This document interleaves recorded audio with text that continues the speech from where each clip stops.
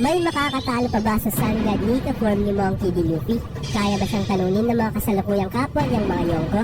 May mga karakter pa bang nagtataglay ng kapangyarihan na di hamak na mas malakas pa at maaaring talunin si Luffy kahit na nasa kanyang Gear 5 Sun God Nika form? Kamusta ang lahat mga ropa? At welcome sa ating channel. Sa video na to ay pag-uusapan natin ang kung sino-sino nga ba ang mga natatanging individual sa kasalukuyang era ng One Piece na may kapabilidad na kayang makipagdikdikan at posibleng talunin pa si Luffy kahit na nasa kanyang Gear 5 Sun God Nika form. At bago tayo magsimula ay inaanyayahan ko po kayong mag-iwan ng like sa ating video at pakibalibag na rin ang subscribe button at notif bell dahil sa sobrang laking tulong po niyan sa ating channel. Ang Gear 5 ni Luffy ay ang awakening ng mythical Zoan Devil Fruit na Hito Hito no Mi Model Nika, formerly known as Gomu Gomu no Mi, kung saan nagagawa ni Luffy na makapag-transform bilang Sun God Nika. Nandyan pa rin ang rubber body ni Luffy, pero mas pinalakas nga ito na katulad sa ma-expect natin sa mga awakening din ng mga Zoan or mythical Zoan Devil Fruit users. Mas naging malleable or resilient ang katawan ni Luffy, kung saan parang ina-absorb ng kanyang katawan at nagiging kahugis niya ang mga bagay na tumatama sa kanya. Katulad sa nakita natin nang mahampas siya ni Kaido gamit ng kanyang kanabo. At sa kanyang Gear 5, di na kailangan pang mag-pump ng hangin para i-inflate ang kanyang katawan. Di katulad sa kanyang Gear 3 or Gear 4. At malayong mas makunat at mas malakas si Luffy sa kanyang Gear 5. At ang patunay nga nito ay nang nasaksihan natin pinagbabalibag niya ang Yonko na si Kaido na nasa kanyang dragon form pa. At sa sobrang lakas ng mga ataking sipa at suntok ni Luffy ay nagawa din niyang mapalipad si Kaido na parang isang normal na individual lang kahit na sobrang kunat itong Yonko.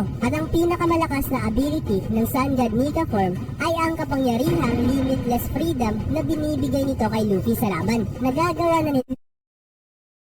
Try Colgate Fresh Confidence, now with 10 times longer lasting cooling. Luffy ang lahat-lahat at tanging imahinasyon na lang niya ang maglilimita dito.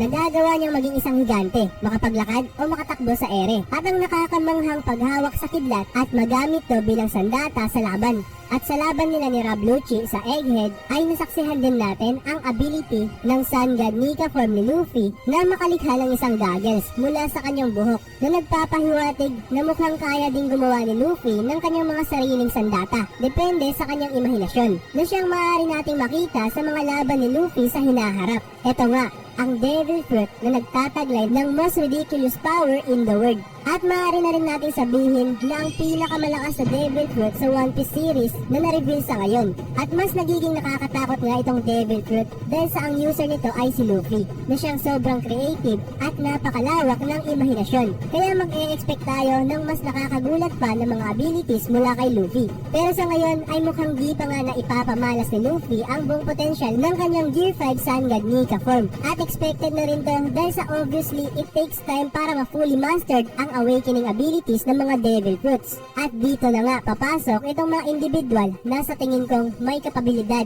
na kayang makipagdikdikan at posibleng talunin pa si Luffy kahit na nasa kanyang Gear 5 or Sun God Nika form pa sa kasalukuyang era ng One Piece. Charlotte, Linlin o Big Mom. Marami sa mga One Piece fans ang magdi-disagree dito dahil sa tinalo lang nga si Big Mom nila Law at Kid.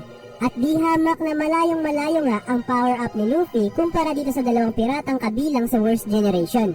Pero para sa akin nga ay di naman gaanong nalabnos si Big Mom sa kamay nila Law at Kid kumpara sa ginawang paggulpe ni Luffy kay Kaido. 2 versus 1 ang laban at nagtutulungan sina Law at Kid na atakihin si Big Mom sa kanyang mga blind sides. At kahit na sinasalo ni Big Mom itong mga napakalakas na mga atake ng dalawang pirata, ay nangingibabaw pa rin ang kunat nitong Yonko. Nagdamo si Big Mom ng sunod-sunod na mga ultimate attack nila Kid at Law. Pero ipinamalas pa rin ni Big Mom kung gaano nga ba talaga kahalimaw ang isang Yonko. At sa tingin ko ay kayang-kaya ng lifespan consumption transformation ni Big Mom na makipagdikdikan sa Gear 5 Sun God Nika. Nakita nga natin to sa laban nitong Yonko against kay Law at Kid at di hamak na nagdominate sa kanilang laban nang gamitin ni Big Mom itong technique. Sobrang ang lumakas si Big Mom in terms of strength at kunat. Kahit pa nga ang mga sunod-sunod na ataking nagdudulot ng internal damage na tinatamo niya ay di pa rin kasapat para mapatumba ba itong Yonko. At alam nating di nagawang mapawalang malay ni Lalo at Kate itong si Big Mom sa kanilang laban. Patunay lang to na kasing level lang din ni Big Mom si Kaido. Kung tutusin diba, na siyang na-mention nga sa pagsisimula ng digmaan sa Wano. At ang ginawa nga nila para manalo ay hinulog nila itong si Big Mom mula sa Onigashima, na siyang sinundan pa ng mga napakaraming bomba na kasamang nahulog kay Big Mom direkta sa naglalagablab na magma. Nakakapagtaka nga na biglang nawala ang mga anak ni Big Mom sa Wano at di na sila muling pinakita, kaya may posibilidad niyang nailigtas nila si Big Mom. Na-reveal na din na Elbaf ang susunod na isla na pupuntahan ng Straw Hat Pirates pagkatapos itong Egghead Island arc. At alam nating may koneksyon at nakaraan si Big Mom dito sa isla ng mga higante. Maaari kayang makakaharap ulit ni Luffy si Big Mom sa Elbaf Island para na din matuloy itong naudlot na balagbaga ng Straw Hat Pirates at Big Mom Pirates sa Whole Cake Island. Dati nga ay wala man lang nagawa ang Gear Fort ni Luffy kay Big Mom. Kaya sobrang nakaka-hype ngang masasaksihan ang muling paghaharap ni Big Mom at ni Luffy na nasa kanyang Gear 5 Sun God Nika form, Yonko Kaido. Well, paniguradong may magsasabi na ba't naman naisama si Kaido sa listahan kahit na tinalo siya ng Gear 5 Sun God Nika. Kung 1v1 ang labanan, always bet on Kaido. Yan ang statement na nagpapatunay sa kung gaano nga ba talaga kahalimaw at kalakas itong Yonko, na strongest creature in the world. Di naman sa totally 1v1 ang laban ni Luffy at Kaido. Napakaraming ang hinarap ni Kaido bago sila naglaban ni Luffy. At nakailang beses nga din niyang tinalo ang ating bida. At nagkaroon lang talaga ng chance ang makapalag si Luffy kay Kaido nang magawang ma-awaken ni Luffy ang kanyang Devil Fruit at magamit ang kanyang Gear 5 Sun God Nika form. Pero kahit na nasa kanyang Sun God Nika form si Luffy, ay klarong-klaro nga na kaya pa rin makipagsabayan ni Kaido sa kanya. Lalo na nang mailabas ni Kaido ang kanyang Purple Hybrid form na mas malakas at mabilis kesa sa kanyang normal na Hybrid form. Kahit na pinagbabalibag si Kaido ng Gear 5 ni Luffy, ay di pa rin nga siya nawalan ng malay at nagawa pa nga niyang makaganda at balibagin din si Luffy. Pinagbigyan pa nga niya si Luffy na makarecover nang madrain siya sa paggamit ng kanyang Gear 5. At nakita naman natin kung gaano makapaminsala ang Kaien Daiko form ni Kaido, kung saan dinalutan niya ang kanyang sarili ng naglalagablab na apoy at maging isang giant flaming dragon na siyang instantly na tinutunaw ang mga nadadaanan nito. Tinalo siya ng Bajrangan ni Luffy nang ginamit niya itong form. Pero tandaan natin na sa tinagal-tagal ng digmaan sa Wano ay binubuhat ng Yonko ang isla ng Onigashima habang nakikipaglaban at paniguradong papaubos na rin ang kanyang lakas sa huling clash nilang dalawa ni Luffy. So paano na lang kaya no kung nilabas ni Kaido itong Kaien Daiko sa simula pa lang ng laban nila, na kahit sobrang lakas na ni Luffy sa kanyang Gear 5 ay paniguradong mag-aagaw buhay siya laban dito sa Yonko. Nalabnas nga ng husto si Luffy mula sa kanilang clash at nawalan na rin siya ng malay sa mga sandaling tinalo niya si Kaido. Walang pahinga si Kaido sa digmaan ng Wano at binubuhat pa nga niya ang isla ng Onigashima na nagpapakita kung gaano nga siya kalakas kumpara kay Luffy, diba? Kaya sa tingin ko ay kayang-kaya talaga ni Kaido na makipagdikdikan at posibleng talunin pa si Luffy kahit na sa kanyang Gear 5. Fleet Admiral Sakazuki o Akainu. Si Akainu ngayon ang Fleet Admiral ng mga Marines at sa kanyang kasalukuyang estado ay matatansya nating Yonko level din itong Fleet Admiral ngayon. Isa din siya sa mga individual na paniguradong makakalaban ni Luffy sa hinaharap. At isa na rin siguro sa mga foreshadowing itong huling clash nila Luffy at Kaido na siyang binalot ang kanyang sarili ng naglalagablab na apoy, na nagpapakita din na mahihirapan pa si Luffy against sa Fleet Admiral ng mga Marines. Sa kasalukuyang lakas ni Luffy ay sa tingin ko deathmatch itong magiging laban nilang dalawa ni Akainu. Sa Devil Fruit abilities pa lang ay sobrang ang dehado si Luffy dahil sa ang ability nga ni Akainu ang counter ng kanyang Devil Fruit na may properties ng isang goma. Nakita naman natin kung gaano makapaminsala itong Devil Fruit ng Fleet Admiral. At sa kung offensive power ang basihan, ito nga ang pinakamalakas sa lahat. At mas nakakatakot pa nga ang ilalakas ito kung magkakaroon ng awakening itong Mago-Mago no Mi ni Akainu. Panigurado ngang matutunaw ka o mabubutas kapag tinamaan ka ng mga atake nitong si Akainu. At dehado ka rin kung ikaw naman ang aatake sa kanya. Kaya ang tanging pag-asa ni Luffy para paniguradong mababaon niya itong si Akainu ay dapat mas maging malakas ang kanyang haki, mapa-observation at armament. Dahil sa napakadelikado talaga kay Luffy itong mga atake ni Akainu. Kaya dapat nga niya itong mailagan o di kaya makakaya ng kanyang depensa. At mas lalaki ang tsansa ni Luffy na manalo kapag ma-utilize niya ang kanyang Conqueror's Haki. Dahil sa ito ang pinakamabisang pangontra sa mga Devil Fruit abilities, lalo na sa mga Logia users. Kaya sa kasalukuyang lakas ni Luffy ay sa tingin kong pwede siyang manalo o matalo pa kay Akainu. Marshall, Butich, or Blackbeard. Isa sa mga Yonko ng kasalukuyang era.